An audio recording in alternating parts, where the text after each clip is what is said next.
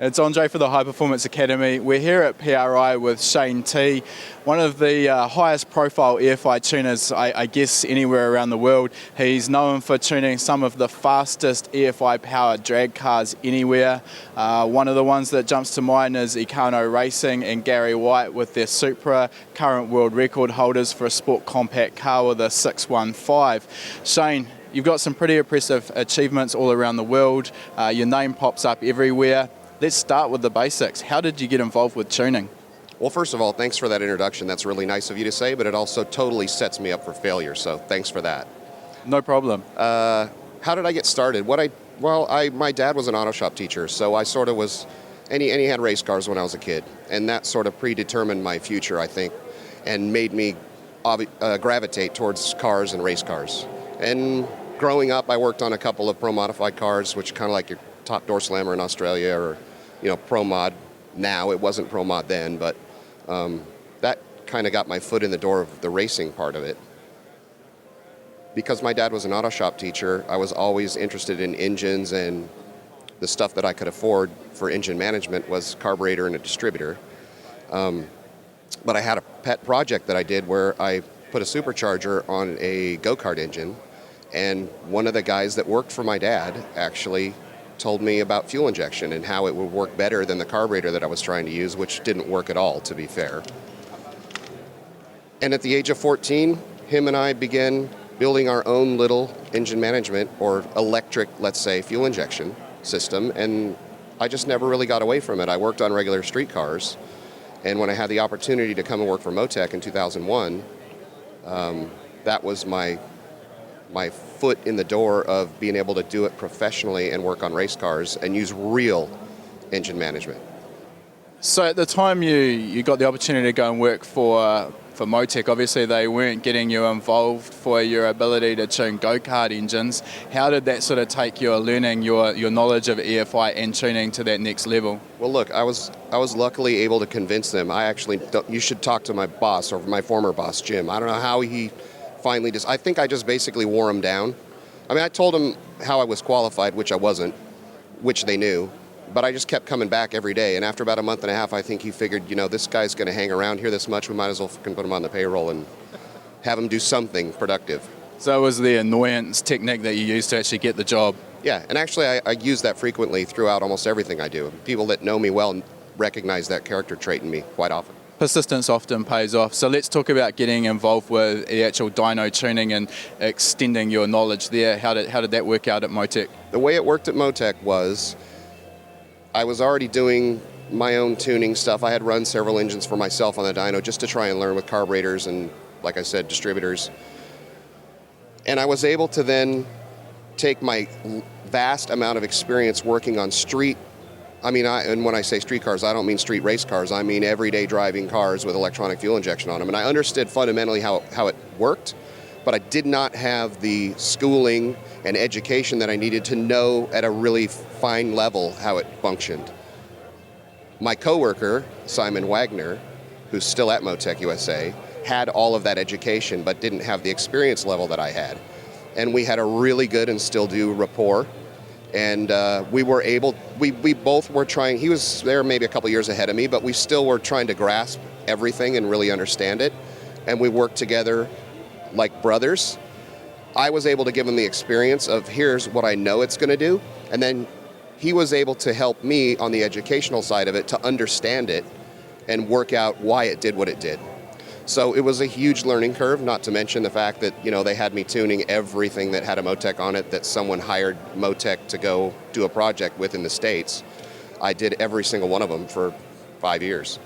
So even if you're not that smart, which I'm not, eventually, if you do enough shit, some of it sticks to the wall and, you figure your way through it. So enough experience, basically, you can figure out what works. And I think you're downplaying your intelligence, maybe skill level, just a touch there. But working for MoTeC in that role and traveling all around the US and, I don't know, perhaps the world, tuning cars with that MoTeC badge on your shirt, obviously that instantly gives you that credibility. I'm guessing that would also help propel you to that kind of next level? Absolutely, yeah. Look, I couldn't do what I'm doing now, obviously, if I didn't have MoTeC.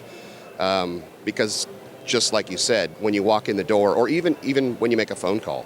When you return someone's phone call and they say, "Who is it?" Well, it's Shane. Okay, doesn't matter. Oh, it's the MoTeC guy. Wait, stop.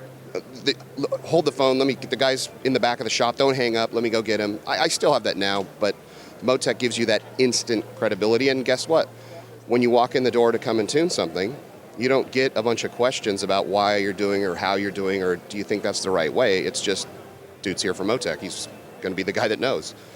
So, and he knows his stuff. So that's obviously set you up, and now you've moved on from MoTeC and you're doing your own consultancy and sort of tuning all around the world. How did you move from that MoTeC sort of position to doing what you're doing now? When you work on, I worked on stuff for private race teams, and I worked for big teams and just random guys that had MoTeC on their motorcycle or snowmobile, and doing that for a number of years, race teams at some point take a look and say, we could use your experience, do you want to come and work for us? But no one is ever willing to put their money where their mouth is. But in 2006, Christian Rado was running a Sport Compact drag race car and basically put his money where his mouth was, and he made me an offer that I couldn't refuse, and it was bittersweet because I loved my job at MoTeC and obviously love all the people there. And so to leave, I felt like I was a little bit betraying them.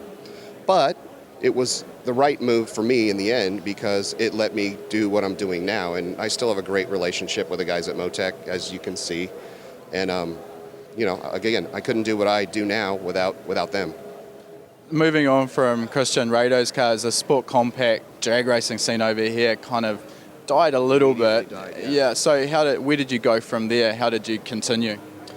Well, I had all different forms of motorsport over here that I was working with, and a lot of teams knew who I was, and basically I still had MoTeC recommending people even to me. So I had a lot of people. I had a clientele already, and in 2006, the guys from the Middle East started calling, and the contract that I had in 2006 really didn't give me enough free time to go and do any of that.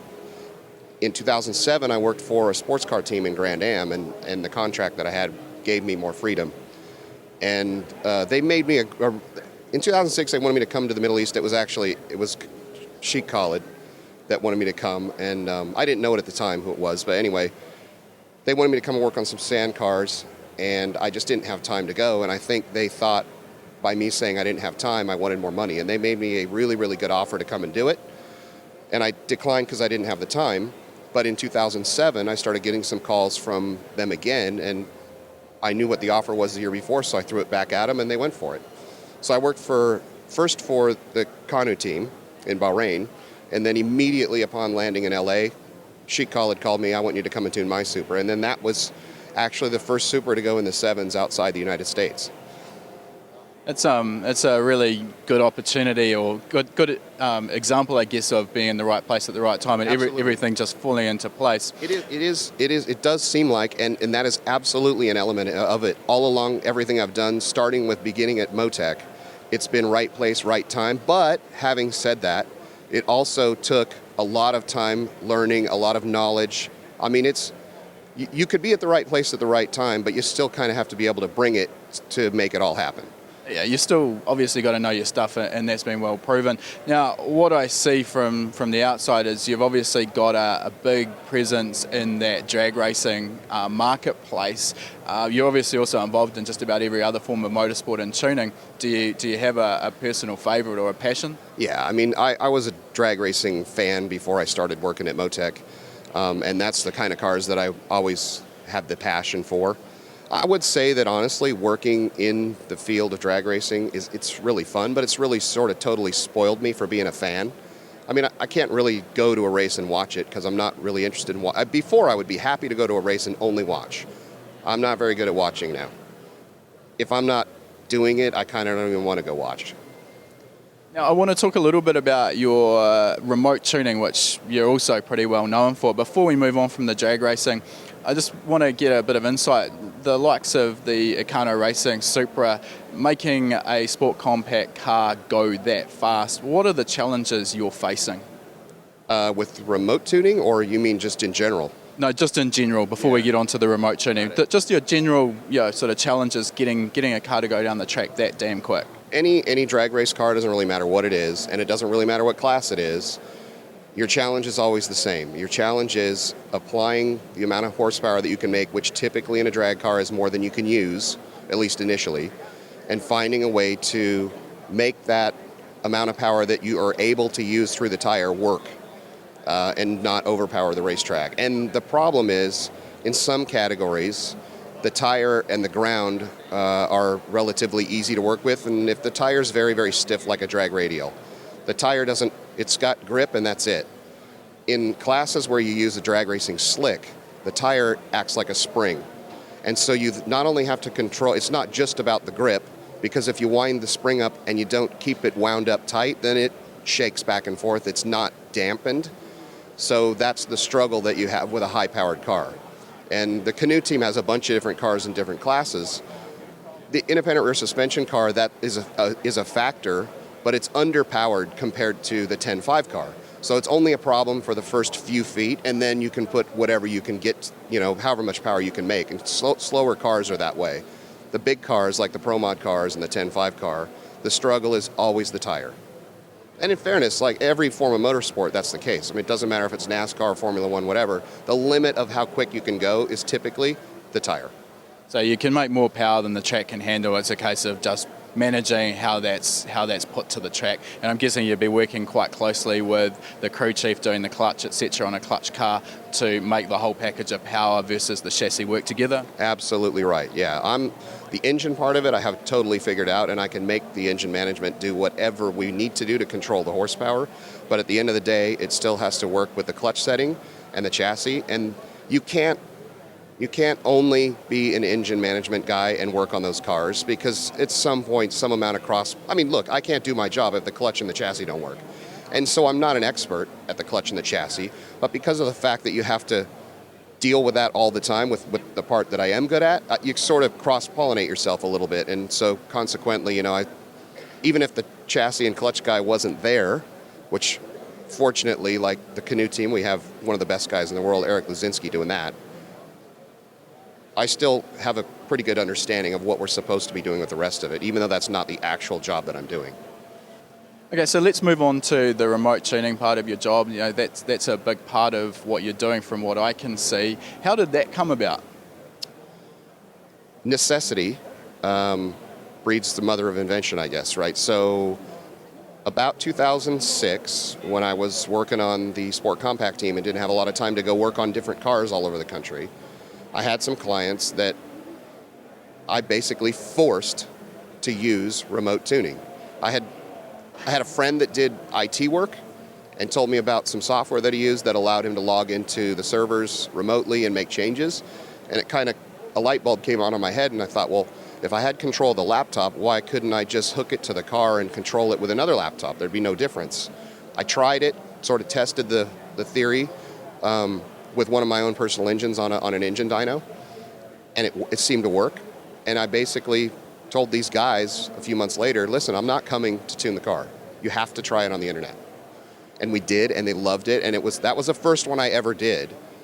But I mean, I've got clients now all over the world, and cars that, there was a guy that showed up here at the booth and left a card for me the other day. I know him by name only. I've never seen the guy. I've never seen the car. I tuned the engine for him remotely on an engine dyno. They stuck it in the car, and they won their class at the SCCA runoffs. I have never seen it, and I've never touched it. I wouldn't recognize him or the car or the engine. That's impressive, the results you can get. So coming from a background of tuning on a dyno, personally sitting in the car versus that concept of doing it remotely is a little bit scary for someone like me. Do you see any real downsides to doing it remotely as opposed to having the engine sitting in front of you?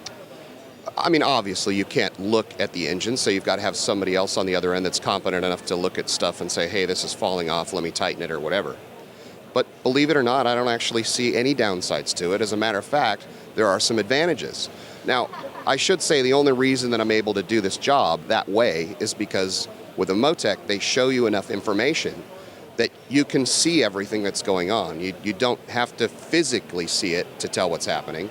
You can measure and monitor enough things to be able to do the job anyway. Now, having said that, when you're on site, when you're in the car, and you feel the car on the dyno and the car does something different than what you expect, you're going to use all of the tools available to you to try and figure out what it is. I felt the car do this, I heard it do this, I smell it, this guy saw it do something, I can see some data. The problem is you have information overload, and you don't know which piece of information to believe. When I'm doing the job remotely, I only have the data. Okay, I can maybe ask a question, hey, did this happen or did that happen? But because I specifically only have the data in front of me, I make decisions based only on the data. And it's actually easier, I've found, to do that than it is to be on site, where other pieces of information that maybe mislead you a little bit, you have to take into consideration. It's almost better to just strictly, if the data is good, it's better to work, for me, it's better to work from the data. Yeah, it makes sense, I guess. It can be easier to get your blinders on as well when you're sitting on the dyno and you've got an idea in your mind based on something someone said. Yep. To go off on that track and waste a bunch of time. Exactly. Which leads me to my next point as well. With the remote tuning facility, you're charging an hourly rate, and the beauty of that is when something breaks or falls apart or there's a problem on the dyno, which, let's be honest, that happens all the time, you turn the clock off, you stop, and basically say, hey, ring me when you're done. Yeah, several things made remote tuning advantageous to me. Obviously, I don't have to get on an airplane and I don't have to fly to the other side of the country to have something break on the dyno to fly home. I know I'm getting paid for that, but by the way, that's a big waste of time. And there's other clients that need my help that I can't service. But if I don't have to get on the airplane and I just have to get on the internet, I can literally tune one in the morning in New York and one in the afternoon that's in Mexico, and in the evening one in Australia if I want, and I never have to leave. So it's better for me, obviously. The other part of it that I don't like about going and tuning things is that when I fly to some country to do a job, a big portion of the bill is for things that I don't get paid for. It's the airfare for the airline, it's the rental car, it's the hotel, it's all of those things are gone when you use remote tuning. And I like that better because the client ends up getting the value of, you know, what I'm able to give him without having to pay all these other people the tax of getting me there to do it. Yeah, it's going to cut down their expenses massively and brings the tuning cost down to something that's a little bit easier to stomach, particularly if perhaps you're being paid to fly internationally, where the travel portion can make up well and truly more, 3-4 times the cost of the actual tuning, yeah? Absolutely right. I mean, for sure in the United States, it's not a problem locally in California somewhere I could drive, but you can't get across the United States in less than a whole day. So there's 1 day wasted flying there, you know, and then your time, and realistically, if you go look back at some cars you've tuned, if you pull, I pull the data log every single time I make a dyno pull, and I'm looking at the data. So I've got a pretty good timestamp of how long I've actually been working on the car. At the end of an 8-hour dyno day, it's not surprising to find that you've actually only been tuning it for 4 hours. There's plenty of time in the middle where you have to let it cool off and you have to put more fuel in it and you have to go tighten the belt that's loose and you have to do this and that and check the spark plugs and all this other crap. So at the end of the day, 4 hours worth of remote tuning is the same as an 8-hour day of me standing there working on the car. So it for them, the value is better. Now, obviously, if they're across the street from me, it's more expensive for me to do it remotely over the internet. But for everybody else, it's actually an advantage. So you always got to really choose your method based on the customer, where it is, etc. Yeah, and I mean, I've said how easy it is to make all this stuff work because you've got sensors and you can monitor everything. But at the end of the day, you don't know where those sensors have been mounted or how the fuel system's been plumbed or whatever. So it's, on a big project, it's always better to go there at least once in person, kind of look at everything and say, yeah, this is going to work. And then from then on, you can support it remotely. And that's basically how it worked with the guys in the Middle East, because I couldn't be there.